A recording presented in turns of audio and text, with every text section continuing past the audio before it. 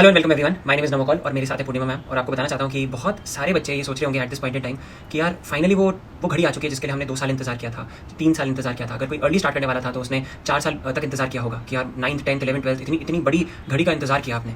और ऐसा एग्जामिनेशन जहाँ पे 100 में से एक का ही सिलेक्शन होता है ना, टॉप 1% ही एक आईआईटी में जा पाता है और उस टॉप 1% का भी top 1% IIT Bombay computer science हासिल कर पाता है। आई नो ट्रेमेंडस स्ट्रेस है। एक्सपेक्टेशन क्या होनी चाहिए, क्या मुझे ये आईआईटी मिलेगा, क्या मेरा सिलेक्शन भी होगा। कुछ लोग टोटल करके बैठे हैं, कुछ लोग टोटल करेंगे क्योंकि इतनी नर्वसनेस है कि टोटल करेंगे तो शायद हमारा वो क्रॉस हो ना हो, कट ऑफ आए ना आए। तो ये सारी चीज़ें बहुत जल्दी पता चल जाएंगी। बट मैं आपको एक चीज़ बताना चाहता हूँ एंड ये बहुत इंपॉर्टेंट है समझना। एंड बिकॉज इस चीज़ को समझने में मुझे भी काफ़ी टाइम लगा, पूर्णिमा मैम को भी काफ़ी टाइम लगा। ये चीज़ लाइफ में बहुत बाद में समझ में आती है। अभी हमारी बहुत ही कच्ची सी उम्र होती है और हम जो सपने लेके चलते हैं, हमारे सपने जब टूट जाते हैं, हमारा दिल टूट जाता है, हम बहुत बुरा फील करते हैं। बट यार आपकी एक्सपेक्टेशन किस चीज़ से होनी चाहिए? आपकी एक्सपेक्टेशन इस चीज़ से होनी चाहिए क्या कि यार मेरा सिलेक्शन आईआईटी में हो जाए, या आपकी एक्सपेक्टेशन इस चीज़ से होनी चाहिए कि yes I give it my very best. Please इस चीज को समझो। अगर आप सेलेक्ट नहीं हो रहे, it doesn't depend on this day, it depends on the 365 into n days that you have given. जिसने 1 साल दिए, 2 साल दिए, 3 साल दिए, उस पर डिपेंड करता है। बट यार व्हाट मैटर्स इज क्या आपने अपना 100% दिया। अगर आपने अपना 100% दिया, अगर आपने सच्ची मेहनत करी है तो डेफिनेटली बात है आपको बुरा फील नहीं करना चाहिए। बहुत सारे बच्चे तो ये सोच रहे होंगे पूर्णिमा मैम कि मैं जवाब क्या दूंगा उन रिश्तेदारों का जिनका पहले फोन आ जाता है, मतलब पेपर होता नहीं वहीं पूछ लेते कि पेपर कैसा हुआ, रिजल्ट कब आएगा, है ना। इनफैक्ट मैं इस पर्टिकुलर चीज से गुजर भी चुकी हूँ नमो सर, क्योंकि मैंने दोनों दिन देखे अपनी लाइफ में।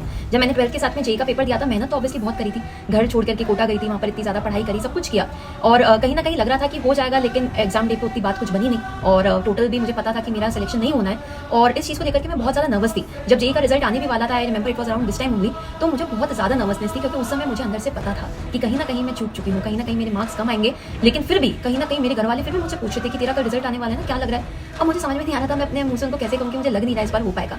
इनफैक्ट जब रिजल्ट आ भी गया, काफ़ी सारे रिश्तेदारों के फोन भी आए, मैं मारवाड़ी हाउस होल्ड से हूँ तो हर किसी को बड़ा इंटरेस्ट रहता है कि बाकी बच्चे क्या कर रहे हैं, और नहीं हो पाया था। एंड विद हैवी हार्ट मेरे फैमिली मेंबर्स को सबको इन्फॉर्म भी करना पड़ा जिन जिनके फोन है कि मैं इस बार नहीं हुआ, आगे देख लेंगे, कोई नहीं। एंड उसके बाद में मैंने रियलाइज किया कि यार क्यों नहीं हुआ। मुझे लगा कि यार जितनी मेहनत की जरूरत थी ना, मैंने कहीं ना कहीं कमी छोड़ दी।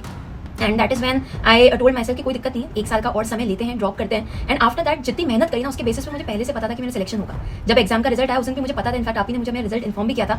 All of us knew that I was getting selected, बस रैंक उस दिन पता करनी थी। रिश्तेदारों के फोन तो उस दिन भी आए, मैम को बताया था कि रैंक आई है। एंड बट मैं एक चीज जानता हूं, मैम ने फोन तो उस दिन भी आए थे ना सर, ऑल्दो उस दिन जवाब कुछ और था, टचन कुछ और था।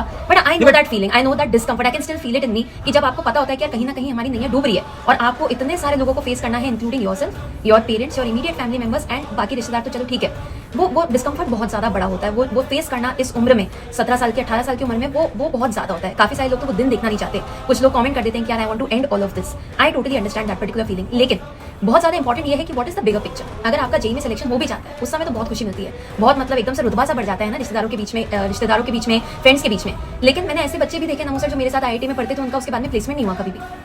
इनफैक्ट उन्हें लगा, उन्होंने जेई के समय इतनी ज्यादा पढ़ाई कर ली that they thought that we are not going to study anymore in college. वो पूरे दिन मस्ती करते थे, मूवीज देखते थे, स्पोर्ट्स खेलते थे, खाते पीते थे, पढ़ाई ज्यादा नहीं करते थे और एंड में उतने ज्यादा मोटिवेटेड भी नहीं थे समहाउ अपनी लाइफ को लेकर के।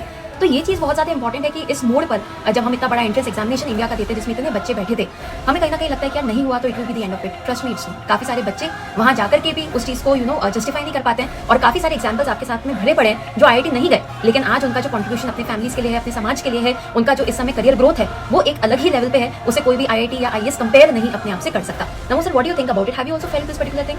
ये तो मैं बताता हूँ, मैं तो बहुत ज्यादा गोइंग विद द फ्लो वाला इंसान था। बट मैंने एक चीज नोटिस करी कि कुछ लोग बहुत पर्सनली ले लेते हैं इस चीज को कि जवाब देना पड़ेगा सोसाइटी को, रिश्तेदारों को, नेबर्स को जवाब देना पड़ेगा। तो यार यहाँ से मतलब मैंने कुछ वीडियोस देखे थे जहाँ से मैं मतलब लिटरली लाइफ को बहुत बड़ा मोटिवेशन लेके आता हूँ। It's a very funny thing but it's really true. मतलब एक बार एमएस धोनी है ना, और MS Dhoni was very good in sport, cricket में मतलब बाप है ना एमएस धोनी। तो बट यार उससे यार क्वेश्चन ऐसा पूछा, मतलब ऑब्वियसली बात है, धोनी से आप एक्सपेक्ट नहीं कर सकते यार ही वुड नो फिजिक्स और he would know something else, मतलब बहुत ज्यादा अच्छे से कि मतलब यार धोनी को पता होगा कि कौन सी नॉवेल्स चल रही है ना। ही वुड नॉट नो कि एक ही गाय कोई मतलब, लेकिन he would have read those books. तो कोई तो ऐसे कोई देयर वाज अ रिपोर्टर जो पूछते हैं धोनी को कि यार आप बताइए कि कौन सी किताबें बहुत अच्छी हैं पढ़ने के लिए। The reply he gave was NCERT.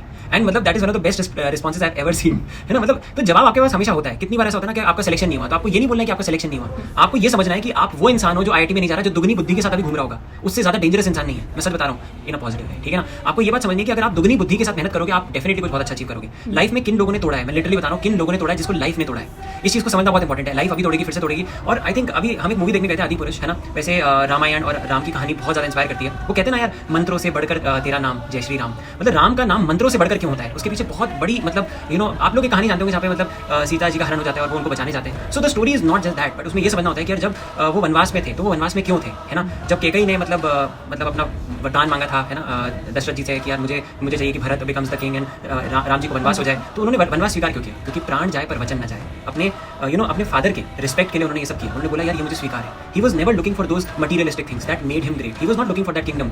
Instead जब वो लड़ने भी गए रावण से, वो इसलिए नहीं लड़े थे कि यार उनको लोग राजा इसलिए लड़ते थे कि उनको किंगडम मिल जाए, उनको धन मिल जाए, उनको जमीन मिल जाए. वो उसके लिए नहीं लड़ रहे थे. वो सही और गलत के लिए लड़ रहे थे, अच्छाई और बुराई के लिए लड़ रहे थे.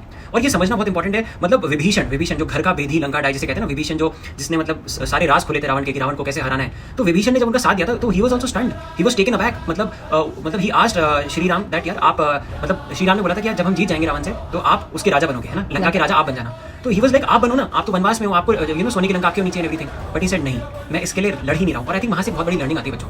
और लर्निंग ये है कि यार you shouldn't always think about the tag, you should think about what you have done. अपनी जर्नी के बारे में सोचो, इसके बारे में सोचो. ये आपको कभी नहीं छोड़ेगा. जो दिमाग आपने अभी तक बनाया है ना, और जो इंसान आपने बनाया है वो बहुत ब्यूटीफुल है. और आई थिंक यही एक मैसेज है जो हर बच्चे तक पहुंचना चाहिए before you see your result. और एक और चीज ध्यान रखना, रिजल्ट वाले दिन नहीं आता. रिजल्ट हर दिन डिसाइड कर देता है कि आपका सिलेक्शन होगा नहीं होगा. Please understand. और यहाँ पर ये चीज समझ लेना बहुत ज्यादा इंपॉर्टेंट है ना. अगर आज सिलेक्शन नहीं भी हुआ तो आप इसके बेसिस पर अपना मतलब क्या एक्शन क्या है इसके बेसिस पर.